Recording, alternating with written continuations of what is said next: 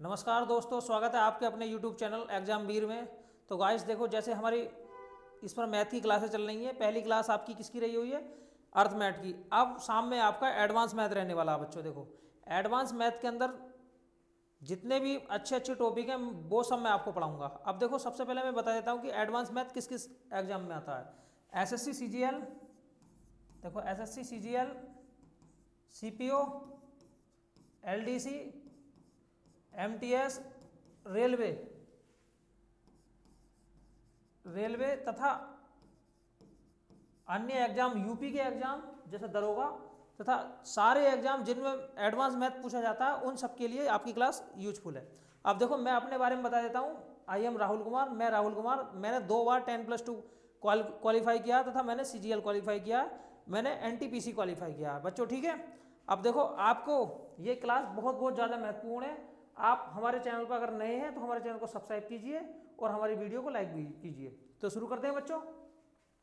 देखो बच्चों, अब इसके लिए मैं आपको बताता हूं कि एडवांस मैथ का सबसे पहला जो टॉपिक लिया वो मैंने क्या लिया भाई।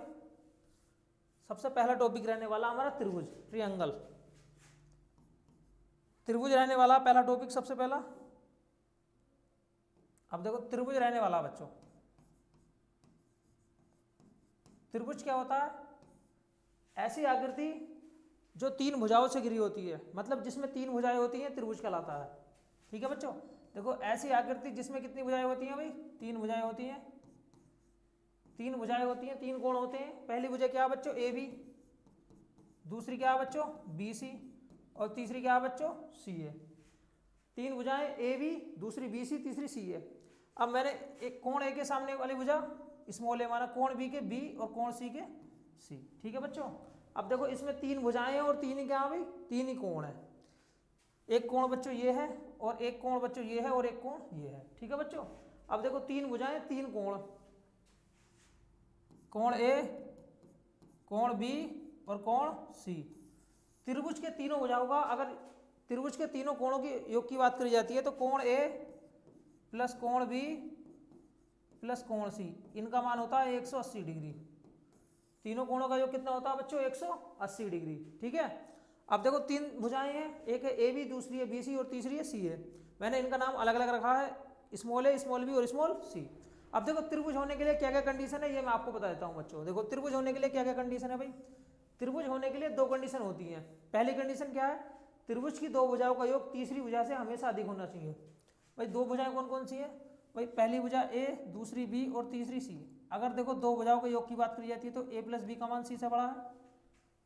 अब देखो, दूसरा क्या है भाई? बी प्लस सी का मान ए से बड़ा है और सी प्लस ए का मान किससे बड़ा है भाई? बी से। पहली कंडीशन, त्रिभुज की 2 भुजाओं का योग हमेशा हमेशा तीसरी भुजा से अधिक होता है। ठीक है बच्चों।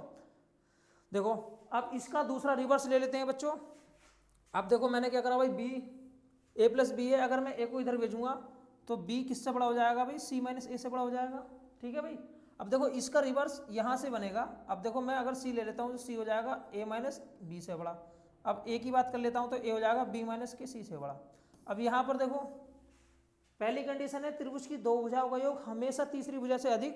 देखो, ए प्लस बी का योग सी से अधिक, बी प्लस सी का योग ए से अधिक और सी प्लस ए का योग बी से अधिक। दूसरी इसकी रिवर्स कंडीशन जो होती है वो क्या है बच्चों? अब देखो, त्रिभुज की 2 भुजाओं का जो अंतर होता है वो हमेशा क्या होना चाहिए? तीसरी भुजा से छोटा होता है। ठीक है भाई। यहाँ देखो, सी माइनस ए बी से क्या है भाई? छोटा है। यहाँ ए माइनस बी का जो अंतर है वो सी से छोटा है, मतलब सी बड़ा है। यहाँ बी माइनस सी का जो अंतर है किससे छोटा है भाई? ए से छोटा है, मतलब ए बड़ा है। ठीक है बच्चों। देखो, 2 कंडीशन होती है। पहली कंडीशन ये है और दूसरी कंडीशन ये है। पहली कंडीशन थी त्रिभुज की 2 भुजाओं का योग तीसरी भुजा से अधिक होता है। ठीक। उसकी जो रिवर्स कंडीशन आती है वो ये है, त्रिभुज की 2 भुजाओं का अंतर हमेशा तीसरी भुजा से छोटा होता है। ठीक है बच्चों। अब देखो, आगे चलते हैं हम। अब टाइप्स ऑफ ट्रायंगल की बात करी जाए तो त्रिभुज कितने प्रकार का होता है? ठीक है भाई। अब देखो, टाइप्स ऑफ ट्रायंगल की हम बात करते हैं। Types of triangle, types of triangle. देखो बच्चों, अगर त्रिभुज की बात करी जाए कि त्रिभुज के कितने प्रकार होते हैं तो हम इसे कोणों के आधार पर और भुजाओं के आधार पर दोनों प्रकार से हमने इसे बांटा है। पहला क्या भाई? देखो बच्चों, अगर मैं पहला बात करता हूं कोणों के आधार पर, कोणों के आधार पर मतलब एंगल, एंगल बेस, ठीक है बच्चों। और दूसरा क्या है भाई, भुजाओं के आधार पर।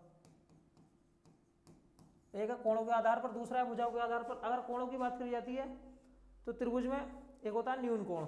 बच्चों एक क्या होता है भाई, न्यून कोण। सबसे पहले मैं कोणों के आधार पर बता देता हूँ। न्यून कोण, देखो न्यून कोण जिसे बोलते हैं एक्यूट एंगल। क्या बोलते हैं बच्चों, एक्यूट एंगल।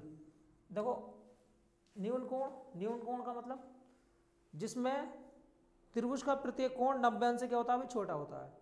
जिसमें त्रिभुज का प्रत्येक कोण 90 अंश से छोटा होता है, एक्यूट एंगल न्यून कोण कहलाता है, ठीक है। अब देखो मतलब कोई सा भी कोण हो बच्चों, कोण ए हो, कोण बी हो, कोण सी हो, वो क्या होगा भाई 90 अंश से क्या होगा, छोटा होगा। कोई सा भी कोण हो, चाहे कोण ए हो, चाहे कोण बी हो, चाहे कोण सी हो, प्रत्येक कोण 90 अंश से छोटा होगा, एक्यूट एंगल कहलाएगा, ठीक है भाई। अब देखो दूसरा क्या है बच्चों, समकोण। दूसरा क्या है बच्चों, समकोण। देखो समकोण त्रिभुज, ठीक है बच्चों। देखो समकोण का मतलब 90 अंश, ठीक है भाई। समकोण का मतलब 90 अंश।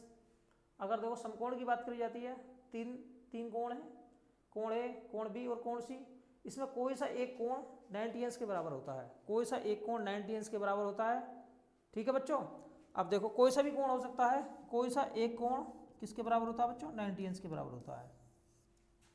जैसे ये बच्चों देखो त्रिभुज ले लिया मैंने, ये वाला कोण 90 अंश है, समकोण त्रिभुज है।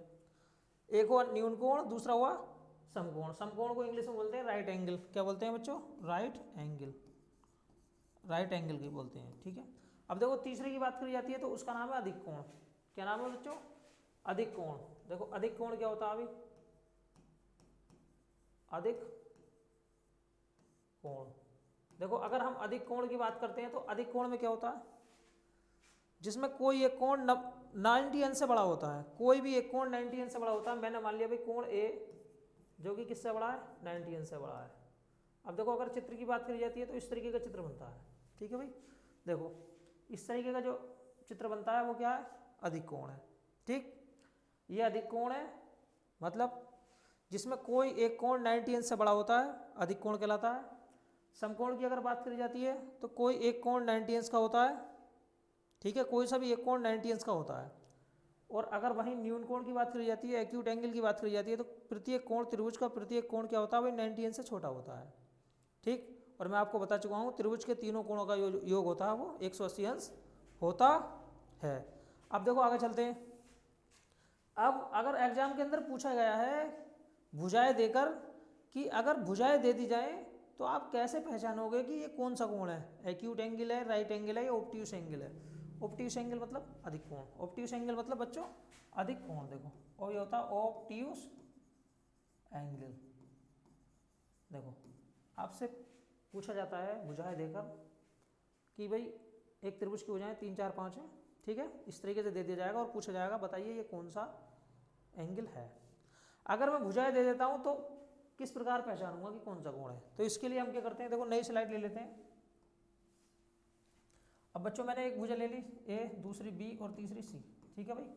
अगर भुजाएं दी हुई हैं तो आप कैसे पहचानोगे कि ये कौन सा कोण है।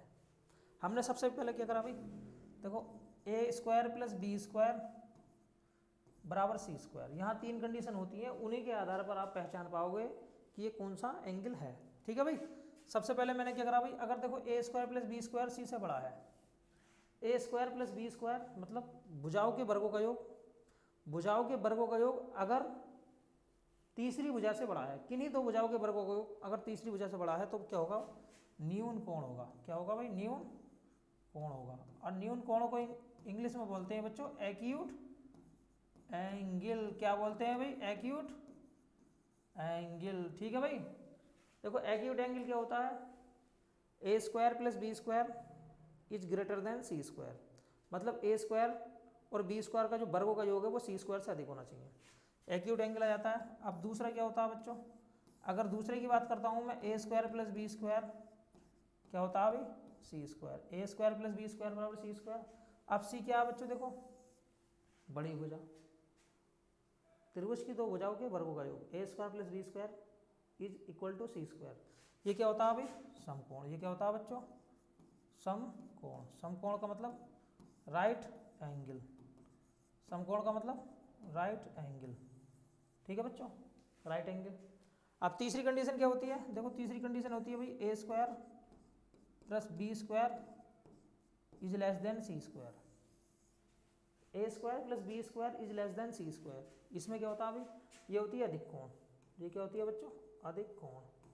ये क्या होती है, अधिक कोण। इंग्लिश में बोलते हैं ऑब्ट्यूज एंगल। क्या बोलते हैं बच्चों इंग्लिश में, ऑब्ट्यूज एंगल। मतलब त्रिभुज की तीन भुजाएं होती हैं ए बी सी, उन्हीं के आधार पर हम पहचान पाते हैं कि ये न्यून कोण है, समकोण है और अधिक कोण है। ठीक है, acute angle, right angle, obtuse angle. हम क्या करेंगे, भुजाओं के वर्गों का योग करेंगे। ठीक है भाई, और जो बड़ी भुजा होगी हम तीन भुजाएं होती हैं उन्हीं के आधार पर डिवाइड करेंगे। हम दो भुजा लेंगे छोटी छोटी और तीसरी बड़ी भुजा, छोटी छोटी भुजाओं के वर्गों का योग करेंगे। उसके बाद में देखेंगे कि अगर दोनों भुजाओं के वर्गों का योग तीसरी भुजा के वर्ग के योग से अधिक आता है तो क्या भाई, एक्यूट एंगल है। ठीक है भाई, और अगर बराबर बराबर आता है तो क्या है, समकोण है। और बच्चों अगर कम आता है तो क्या है, अधिक कोण है। जैसे मैंने एक एग्जाम्पल के तौर पे भुजाएं ले ली बच्चों, एक त्रिभुज की भुजाएं दी हुई है भाई, भुजाएं दी हुई है 3 4 5, एक भुजाएं दी हुई है और पूछा जाता है कि बताइए कौन सा एंगल है। तो हम क्या करेंगे भाई, देखो मैंने छोटी छोटी भुजाएं ले ली भाई, 3 का वर्ग करा बच्चों और 4 का वर्ग करा, और ये मैं कंडीशन चेक करूंगा तीसरी भुजा मतलब इसके बराबर है, इससे ज़्यादा है या इससे कम है, उसी के आधार पर मैं डिसाइड करूंगा कि कौन सा एंगल है। तो बच्चों अगर मैंने देखो 3 का वर्ग 9 और 4 का वर्ग 16 है बच्चों, ये तो बिल्कुल बराबर है। और बराबर वाली कंडीशन किस में होती है भाई, बराबर वाली कंडीशन होती है समकोण में। ठीक है भाई, उससे पहले मैं एक चीज़ और डिसाइड करूंगा कि क्या कोण बन सकता है या नहीं बन सकता है, क्या त्रिभुज बन सकता है या नहीं बन सकता है।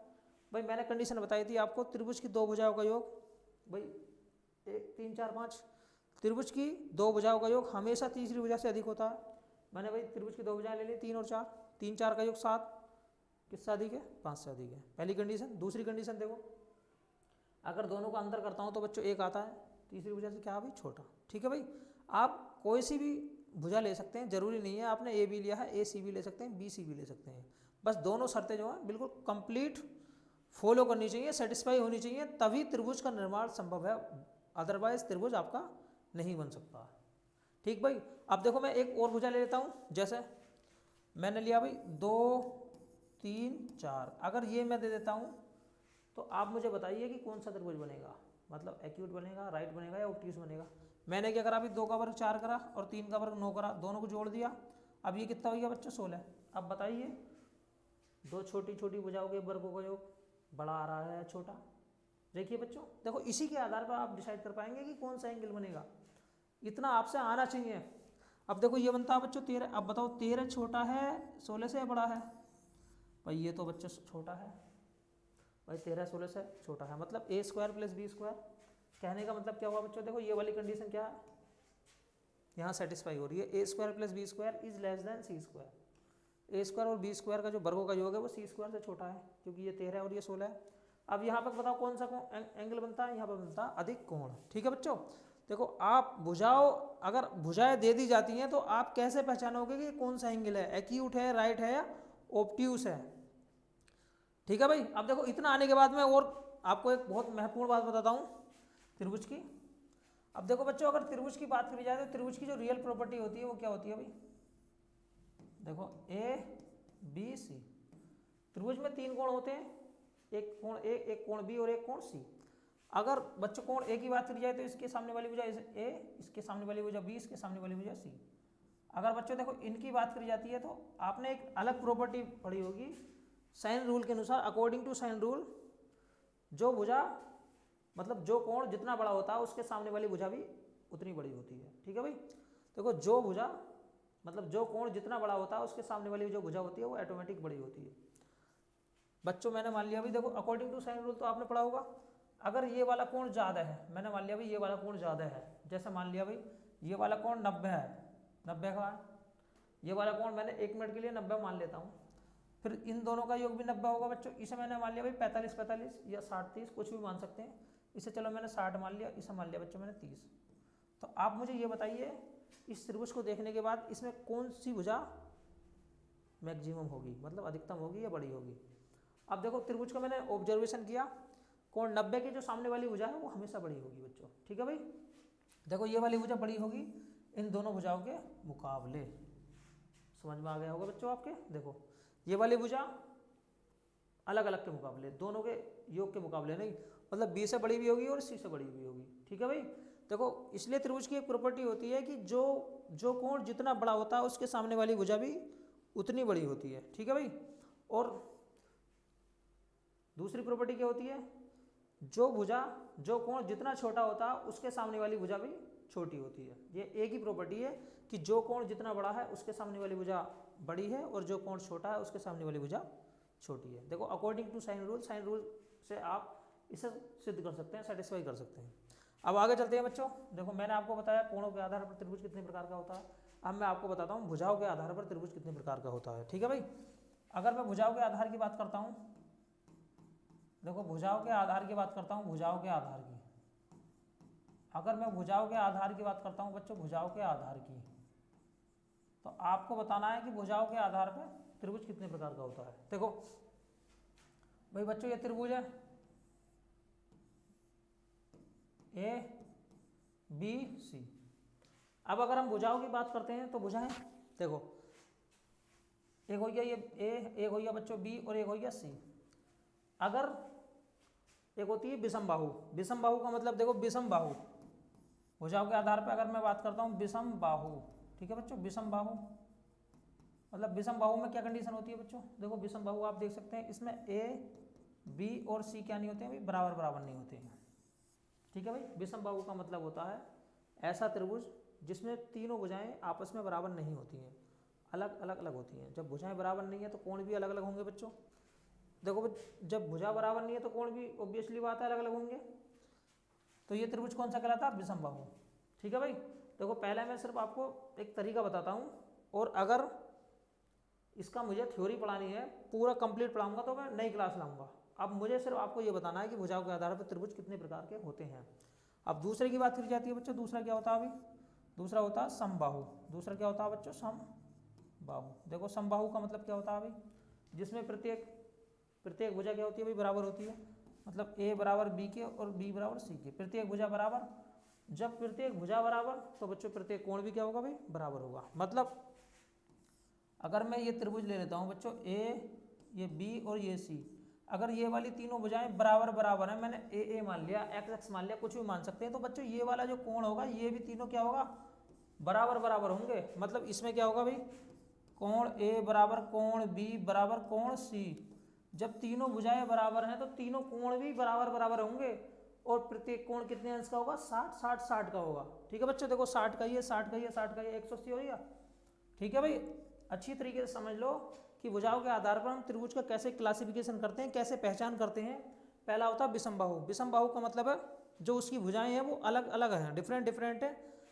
एक भुजा मैंने ए मानी, दूसरी बी मानी और तीसरी सी मानी, तीनों आपस में बराबर नहीं होती हैं। ए बराबर नहीं है बी के और बी बराबर नहीं है सी के। कौन सा त्रिभुज, विषम बाहु। ठीक है भाई। दूसरा क्या है भाई, तीनों भुजाएं बराबर हैं, मतलब ए बराबर बी बराबर सी के, तीनों भुजाएं इक्वल इक्वल हैं। जब तीनों भुजाएं इक्वल इक्वल हैं तो कोण भी क्या होगा, इक्वल इक्वल होगा। ठीक है भाई। आगे देखो, आगे चलते हैं बच्चों। विषम बाहु हो गया, समबाहु हो गया, तीसरा है समकोण त्रिभुज। तीसरा क्या है बच्चों, समकोण त्रिभुज। अब देखो समकोण त्रिभुज क्या होता है भाई, इसमें कोई एक एंगल 90 अंश का होता है। कोई एक एंगल कितने अंश का होता है बच्चों, इसमें कोई एक एंगल, ये वाला एंगल 90 अंश का होता है, कुछ भी हो सकता है, कोई सा एक एंगल 90 अंश का होता है। कोई सा भी एक angle, any angle is 90 degree. अगर राइट एंगल की बात करी जाती है तो इसमें कोई सा भी एक एंगल 90 अंश का होता है। अगर कोई एक एंगल 90 अंश का होता है तो ये समकोण त्रिभुज होता है। इसमें क्या प्रॉपर्टी लगती है भाई, अगर मैं इसे मान लेता हूँ बच्चों ए, इसे मान लेता हूँ बच्चों मैंने बी, इसे मान लिया सी, तो इसके सामने वाली भुजा सी, इसके सामने वाली भुजा स्मॉल है, इसके सामने वाली भुजा स्मॉल बी। यहाँ पाइथागोरस प्रमेय लगती है। आगे मैं अलग क्लास में लेकर आऊँगा अलग अलग त्रिभुज। अब देखो सी स्क्वायर बराबर हो जाता है ए स्क्वायर प्लस के बी स्क्वायर, मतलब कर्ण स्क्वायर बराबर क्या होता है बच्चों, कर्ण स्क्वायर बराबर आधार स्क्वायर प्लस के लंब स्क्वायर। आपने ये प्रॉपर्टी जरूर पढ़ी होगी, कर्ण स्क्वायर बराबर आधार स्क्वायर प्लस लंब स्क्वायर। ठीक है भाई। अब देखो इसके बारे में अगर हम फुल डिटेल की बात करेंगे तो हम एक नई स्लाइड के साथ, नई क्लास के साथ आपको सब कुछ समझाएंगे कि इस त्रिभुज का क्षेत्रफल कैसे निकाला जाता है, इस त्रिभुज का क्षेत्रफल कैसे निकाला जाता है। ठीक है भाई, हमने सिर्फ आपको थोड़ा थोड़ा ब्रीफ इंट्रोडक्शन दिया है कि त्रिभुज एंगल के आधार पर और भुजाओं के आधार पर कितने प्रकार का होता है। ठीक है भाई, अब देखो अगला चलते हैं। अगर हम बात करते हैं समद्विबाहु त्रिभुज, समद्विबाहु त्रिभुज, देखो समद्विबाहु त्रिभुज क्या होता है अभी। समद्विबाहु जैसा इसके नाम में छिपा हुआ है, समद्विबाहु। समद्विबाहु का मतलब जिसमें दो भुजाएं होती हैं। समद्विबाहु का मतलब जिसमें दो भुजाएं क्या होती हैं अभी, बराबर होती है। जिसमें दो भुजाएं बराबर होती हैं, ये ए बी और दूसरा क्या बच्चों बी सी। इसमें ये वाली भुजाएं मैंने बराबर मान ली, कोई सी भी भुजाएं, कोई सी भी दो भुजाएं बराबर मान सकते हैं आप। मैंने ए बी और ए सी को बराबर माना है, मतलब बच्चों मैंने ए बी को और ए सी को बराबर माना है। ठीक है भाई, आप कोई सी और भुजा बराबर मान सकते हैं। बहरहाल इसमें दो भुजाएं बराबर होती हैं बच्चों। जब ये दो भुजाएं बराबर, तो इसके सामने वाले ये वाले दोनों कोण भी क्या होंगे भाई, बराबर बराबर होंगे बच्चों। ए बी के सामने वाले कोण और ए सी के सामने वाला कोण, ये दोनों कोण बराबर बराबर होंगे, क्योंकि जब भुजाएं बराबर तो बच्चों कोण भी बराबर। ठीक है भाई, अब देखो समद्विबाहु त्रिभुज क्या होता है, जिसमें दो भुजाएं बराबर होती हैं। ठीक, मैं आपको दोबारा बताता हूँ एक बार। अगर हम त्रिभुज के वर्गीकरण की बात करते हैं, क्लासिफिकेशन की बात करते हैं कि त्रिभुज कितने प्रकार का होता है, तो त्रिभुज दो प्रकार से बांटा गया है। एक होता है कोणों के आधार पर, दूसरा होता है भुजाओं के आधार पर। कोणों की अगर बात करी जाती है तो न्यून कोण होता है, जिसे हम एक्यूट एंगल कहते हैं। दूसरा होता है समकोण और तीसरा होता है अधिक कोण। ठीक है बच्चों, अब भुजाओं की बात करी जाती है तो भुजाओं के आधार पर सबसे पहले होता है विषमबाहु। विषमबाहु का मतलब है जिसकी भुजाएं अलग अलग अलग होती हैं। दूसरा होता है क्या बच्चों, समबाहु। सम का मतलब समान, बाहु का मतलब भुजा, जिसकी प्रत्येक भुजा बराबर होती है। जब उसकी भुजा बराबर तो उसका कोण भी बराबर। ठीक है बच्चों, अब तीसरा क्या होता है, समकोण। समकोण का मतलब जिसमें कोई एक कोण 90 अंश का होता है। अब 90 अंश मतलब पाइथागोरस प्रमेय, कर्ण बराबर आधार का वर्ग प्लस लंब का वर्ग। और चौथा होता है समद्विबाहु। समद्विबाहु का मतलब समान भुजा वाला, जिसमें दो भुजाएं बराबर होती हैं।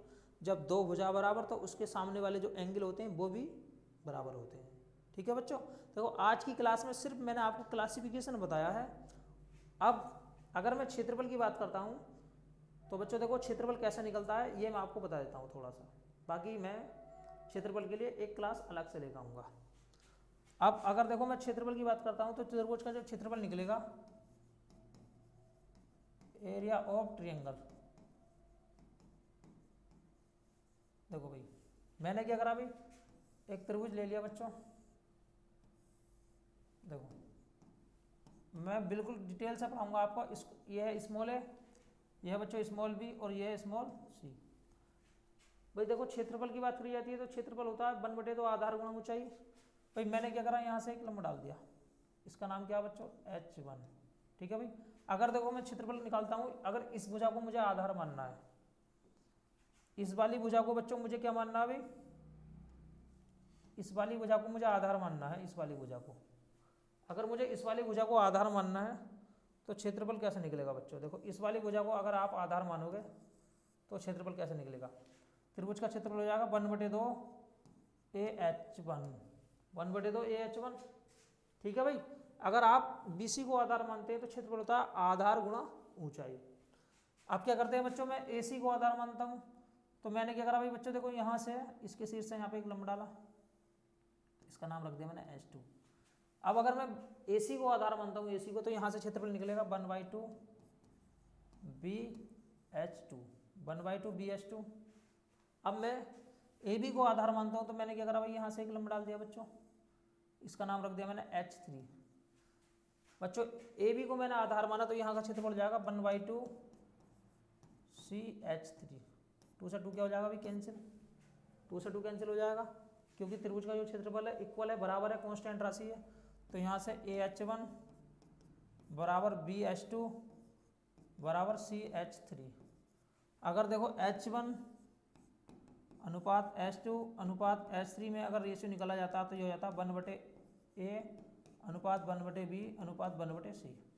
तो यहाँ से देखो बहुत बहुत ज़्यादा मोस्ट इम्पोर्टेंट रिजल्ट है, त्रिभुज की जो ऊंचाइयों का जो रेशियो होता है वो उसकी भुजाओं का रेसिप्रोकल होता है। वो उसकी भुजाओं का क्या होता है बच्चों, रेसिप्रोकल का रेशियो होता है। देखो H1 अनुपात H2 अनुपात H3 बराबर 1/A अनुपात 1/B अनुपात 1/C। त्रिभुज की जो भुजाओं, त्रिभुज की जो ऊंचाइयों का रेशियो होता है वो उसकी भुजाओं के रेसिप्रोकल का रेशियो होता है। ठीक है बच्चों, देखो बहुत बहुत ज़्यादा मोस्ट रिजल्ट है ये, आप इसे ध्यान रख सकते हैं। अब आगे चलते हैं बच्चों। अब देखो मैंने एक प्रश्न दिया है आपके लिए, एक बहुत अच्छा प्रश्न है। एक प्रश्न आया हुआ है, ये एग्जाम के अंदर बहुत ज़्यादा पूछा गया है कि भाई अगर एक त्रिभुज की भुजाएं दी हुई 6 हैं, 8 हैं, ये हैं, तो आप बताइए ये जो है वो क्या क्या हो सकता है। ठीक है भाई, देखो एक नया भी प्रश्न बन सकता है जिसे मैं बाद में बताऊंगा, फिलहाल आप इसे समझिए। तो मैंने आपको त्रिभुज की एक कंडीशन बताई कि त्रिभुज बनने के लिए क्या क्या जरूरी है। भाई त्रिभुज बनने के लिए क्या जरूरी है, त्रिभुज की दो भुजाओं का योग हमेशा क्या होना चाहिए, तीसरी भुजा से अधिक होना चाहिए। अब देखो इसमें भुजाएं कौन सी हैं, एक भुजा 6 है, दूसरी 8 है और तीसरी क्या बच्चों ए। अगर मैं दोनों भुजाओं के योग की बात करता हूँ तो 6 और 8 कितने होते हैं, 14। 14 क्या आ भाई ए से अधिक, 14 क्या बच्चों ए से अधिक। वहीं अगर मैं इसके उल्टे की बात करता हूँ जिसे हम बोलते हैं क्या, डिफरेंस, भाई 6 का और 8 का डिफरेंस की बात करता हूँ तो 2, भाई 2 क्या होना चाहिए, भाई तीसरी वजह से हमेशा क्या होना चाहिए, क्या होना चाहिए, छोटा। अगर बच्चों देखो इनके डिफरेंस की बात करता हूँ तो क्या होना चाहिए, तीसरी वजह से छोटा। मतलब कहने का मतलब क्या है बच्चों, अगर मैं a प्लस बी की बात करता हूँ तो a प्लस बी क्या होगा, भाई देखो तीसरी वजह से हम क्या होगा हमेशा, यहाँ पर देखो a लिया है मैं, तो यहाँ मैं a नहीं लेता हूँ, मैं दूसरी वजह ले लेता हूँ। यहाँ पर मैं यहाँ a ले लिया मैंने, मान लिया भाई। अब मैं तीसरी भुजा मान लेता हूँ भाई, अगर देखो इन दोनों की बात करता हूँ तो इन दोनों का जो योग है वो क्या होना चाहिए भाई, देखो इन दोनों का योग है 6 + 8, वो क्या होना चाहिए बच्चों, a से बड़ा। 6 + 8 देखो यहाँ देख लेते हैं भाई, 6 + 8 a से बड़ा होना चाहिए, क्योंकि कंडीशन कहती है त्रिभुज बनने के लिए त्रिभुज की दो भुजाओं का योग हमेशा तीसरी भुजा से अधिक होना चाहिए। दूसरी कंडीशन क्या होती है भाई, त्रिभुज की दो भुजाओं का जो अंतर है, अंतर का मोड, अंतर का क्या करते हैं बच्चों, मोड लेते हैं। ठीक है भाई, अंतर निगेटिव में भी आ सकता है, तो आप निगेटिव राशि को नेगलेक्ट करके उसे पॉजिटिव बना लेते हैं, इसलिए मोड लेते हैं। अब देखो इन दोनों का जो अंतर आएगा बच्चों, देखो 6 - 8 का अंतर, उसका मोड। बच्चों देखो ये क्या है भाई, देखो ये कंडीशन हो रही, त्रिभुज की दो भुजाओं का जो अंतर था वो तीसरी भुजा से छोटा था, यहाँ अंतर आया 2, 2 किससे छोटा है, ए से। योग आया 14, 14 किससे बड़ा बच्चों, ए से। क्या ऐसा कोई ऑप्शन है, देखो ये ऑप्शन है, यहाँ पर ए का जो मान है वो 2 से बड़ा है और 14 से क्या भाई छोटा है। अब अगर पूछे जाती है कि ऐसे कितने मान पॉसिबल हैं, देखो मतलब ऐसा कोई भी मान ले सकते हैं हम ए का, जो क्या होना चाहिए बच्चों, क्या होना चाहिए भाई 2 से बड़ा होना चाहिए और 14 से छोटा होना चाहिए। जैसे हम क्या ले सकते हैं भाई, 3 ले सकते हैं, 4 ले सकते हैं, 5 ले सकते हैं, 6 ले सकते हैं, 7 ले सकते हैं, 8 ले सकते हैं, 9 ले सकते हैं, 10 ले सकते हैं, 11 ले सकते हैं, 12 ले सकते हैं, 13 ले सकते हैं। ठीक है बच्चों, ये मान हम ले सकते हैं एक ही। कभी कभी मान भी पूछ लेते हैं कि कौन कौन से मान हम ले सकते हैं एक ही, मतलब एक ही वैल्यू आप 2 से बड़ी और 14 से छोटी, इनके बीच में जितनी भी वैल्यू आ सकती हैं, कोई भी वैल्यू आप ले सकते हैं और एक ही वैल्यू हो सकती है। ठीक है बच्चों, देखो मैंने ये आपको आज की क्लास में त्रिभुज के कितने प्रकार होते हैं, त्रिभुज बनने की क्या कंडीशन होती है, त्रिभुज का क्लासिफिकेशन क्या है, कोणों के आधार पर, भुजाओं के आधार पर सब कुछ सिखाया है। ठीक है बच्चों, अगर आप हमारे चैनल पर नए हैं तो हमारी वीडियो को लाइक कीजिए तथा हमारे चैनल को सब्सक्राइब कीजिए। मिलते हैं बच्चों नेक्स्ट वीडियो में। जय हिंद, जय भारत।